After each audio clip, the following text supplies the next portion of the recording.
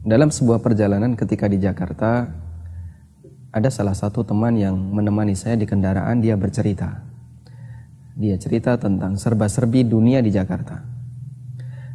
Di tengah dia bercerita, dia menyebutkan bahwa di kota ini, di Jakarta, orang makan bayarnya pakai kartu kredit, itu sudah biasa.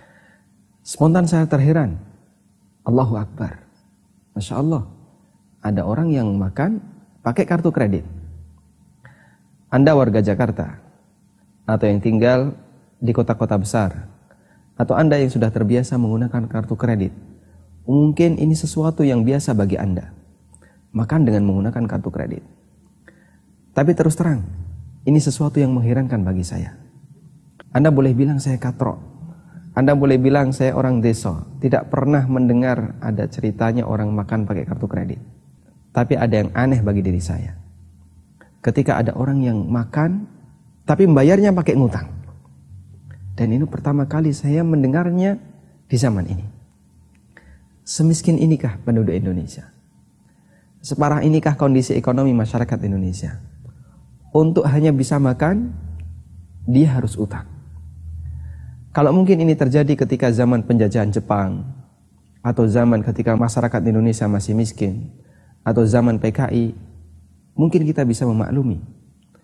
Tapi ini di zaman Indonesia pasca pembangunan, di saat banyak orang yang sudah memiliki banyak penghasilan.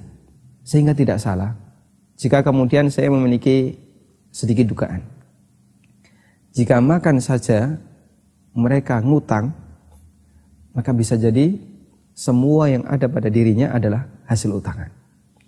Rumahnya hasil utang, kendaraannya hasil utang, HP-nya hasil utang, perabotannya hasil utang, semua yang ada di kanan kirinya adalah hasil utang. Manusia yang hidup berlambang dengan kredit. Apa yang bisa Anda banggakan ketika rumah Anda adalah hasil utang?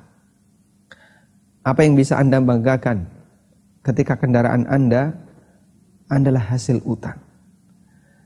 Apa yang bisa menjadi kebanggaan seseorang ketika ternyata seisi rumahnya adalah hasil ngutang? Seharusnya kita berpikir, berikan kenyamanan bagi diri kita. Jangan bebani diri kita dengan utang.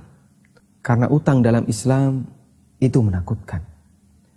Dalam hadis yang sahih Nabi sallallahu alaihi wasallam pernah bersabda, "La tukhifu anfusakum ba'da amniha."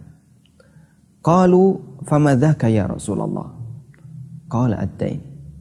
Nabi SAW pernah mengatakan, La tukhifu anfusakum ba'da amniha. Janganlah kalian menakut-nakuti diri kalian ba'da amniha, setelah kalian mendapatkan keamanan. Maka para sahabat bertanya, ya Rasulullah, apa yang Anda maksud? Menakut-nakuti diri itu seperti apa? Kata Nabi SAW, ad-dain. Yang aku maksud adalah utang. Hadis riwayat Ahmad. Apalagi ketika yang melayani kredit Anda adalah perbankan yang bisa dipastikan di sana kita berurusan dengan riba.